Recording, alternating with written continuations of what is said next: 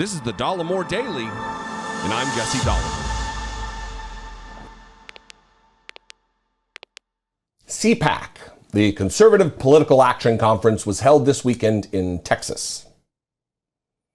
And as always, it is a who's who of morons. It is a who's who of anti-democratic ghouls who are set against one particular mission, and that is getting Donald Trump back in office, whether that be through nefarious extra-constitutional means or through the election in 2024. It is a worship service for fascism. I mean, they literally pray and cry and raise their hands to the sky in evangelical form to worship at the throne of Donald Trump and lie to one another. In this case, Marjorie Taylor Greene talking in an interview on Mike Lindell's little channel about the fact that the insurrection on January 6, 2021, the attempted overthrow of the United States government by way of overturning a free and fair election, by stopping the certification, the constitutionally mandated certification, stopping that to try to send it back to the states.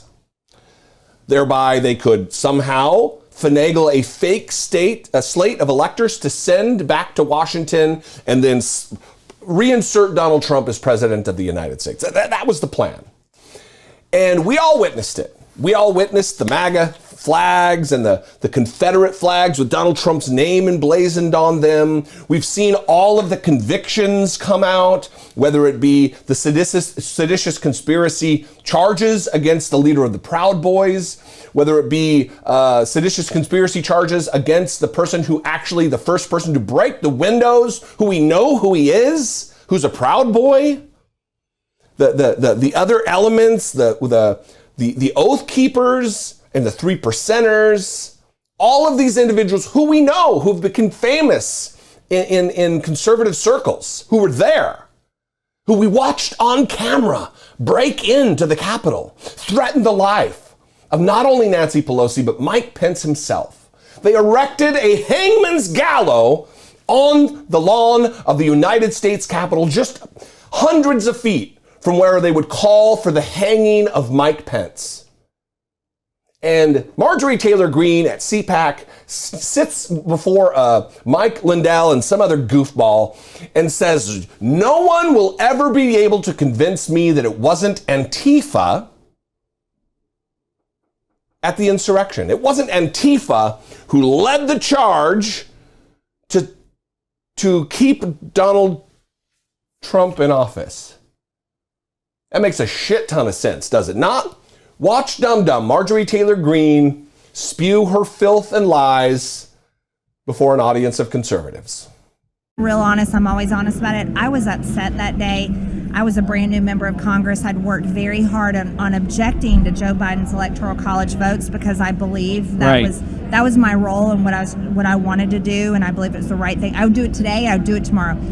But I was very upset. I never expected anything like that. And when it happened, I thought, this is Antifa. And no one can convince me it was so-called Trump supporters. Right. But, and we know there's a lot wrong there, and I cannot wait for real investigations. Is that what's going to happen? Yeah, we will do real. But let me say this, though. Yeah. You catch that? Hey, shut up, Mike. I'm talking.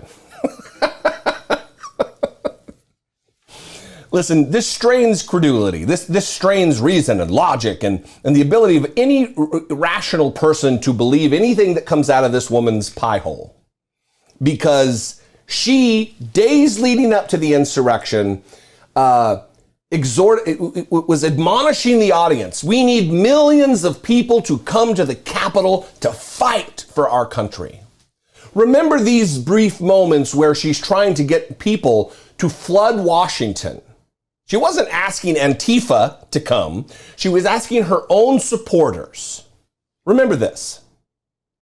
I am very convicted in what we're going to be doing on January 6th, and it's historic, and I feel it's very, very important.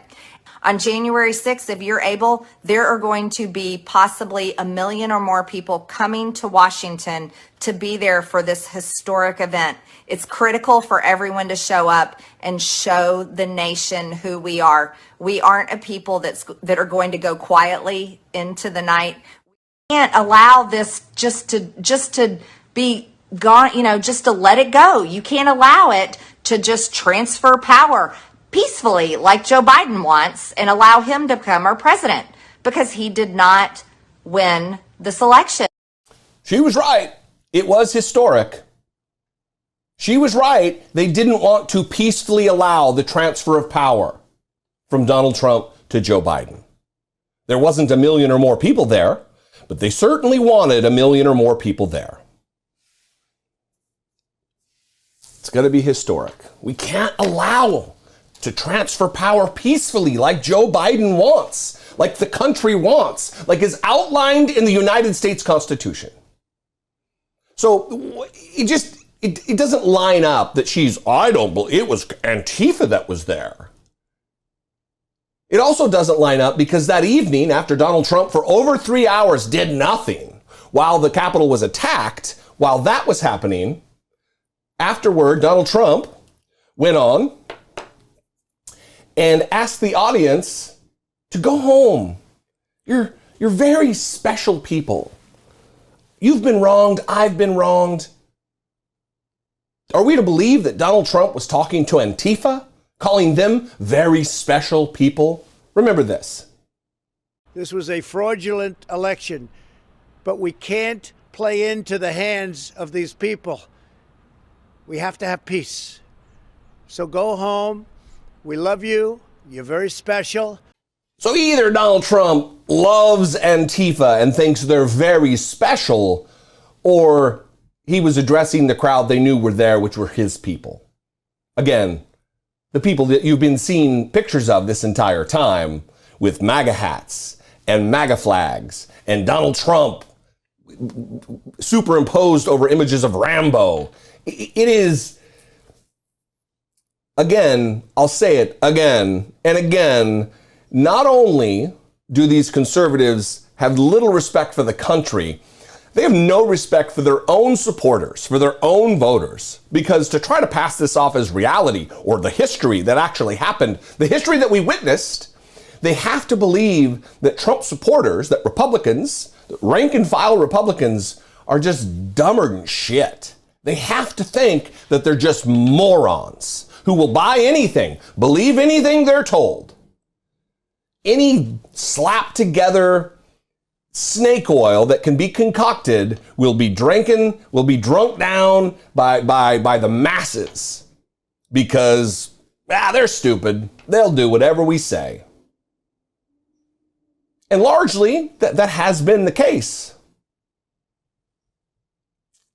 It's dangerous though, is it not? Antifa, get out of here. Anyway, what do you think? I'd love to know. You can call, leave me a brief voicemail, 714-576-4054. Of course, you can absolutely email me, daily@dollemore.com. Follow me on social media. I'm on Twitter and TikTok and Instagram @Dollemore on all those platforms. And if I bring you value and you would like to contribute to what I do, help produce what I do, you can click the join button, become a channel member, or you can go over to patreon.com/IDoubtIt podcast. Both those are great ways to help support and take part in what I'm doing right here. Anyway, I love you guys. I'll see you next time. Until I do, be genuine. Take care of one another.